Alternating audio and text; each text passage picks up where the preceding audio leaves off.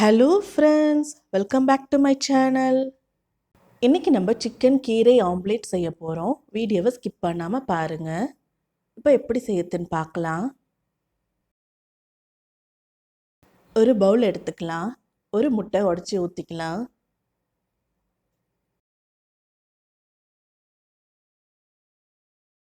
Cut பண்ணி வச்சுருக்க ஒரு பச்சை மிளகாய் சேர்த்துக்கலாம்.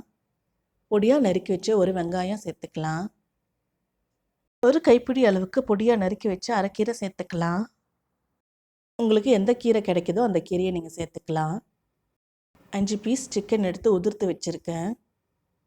நான் கிரேவிலேருந்து சிக்கன் பீசஸ் எடுத்திருக்கேன். நீங்கள் சிக்கனை வேக வச்சு கூட சேர்த்துக்கலாம். இப்போ 1/4 ஸ்பூன் மஞ்சள் தூள் சேர்த்துக்கலாம்.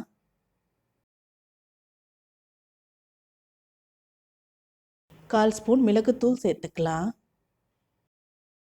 தேவையான அளவு உப்பு சேர்த்துக்கலாம். இது எல்லாத்தையும் ஒரு ஃபோர்க் வச்சு கலந்து விட்டுருங்க. இப்போ நம்மளோட ஆம்லேட் கலவை ரெடி ஆயிடுச்சு. அடுப்பில் ஒரு தோசைக்கல்லை சூடு பண்ணி எண்ணெய் தேய்ச்சி விட்டுருங்க. இப்போ இந்த ஆம்லேட் கலவையை நல்லா கலந்து தோசைக்கல்லில் ஊற்றிக்கலாம். நல்லா ஸ்ப்ரெட் பண்ணி விட்டுருங்க. ஓரங்களில் கொஞ்சமாக எண்ணெய் சேர்த்துக்கலாம்.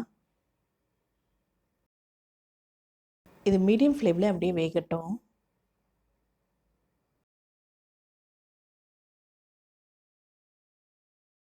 ஒரு பக்கம் நல்லா குக் ஆகிடுச்சு. இன்னொரு பக்கம் திருப்பி போட்டுக்கலாம்.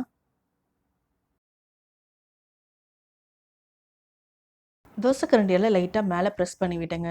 அப்போ ஈவனாக குக் ஆகிடும்.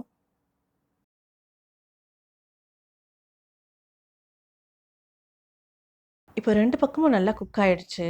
இது ஒரு பிளேட்டுக்கு மாற்றிக்கலாம். அவ்வளவுதான், நம்மளோட சிக்கன் கீரை ஆம்லேட் ரெடி ஆகிடுச்சு.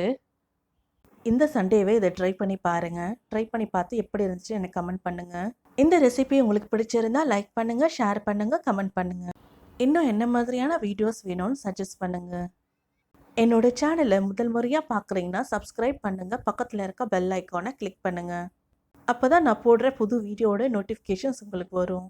தேங்க்ஸ் ஃபார் வாட்சிங்.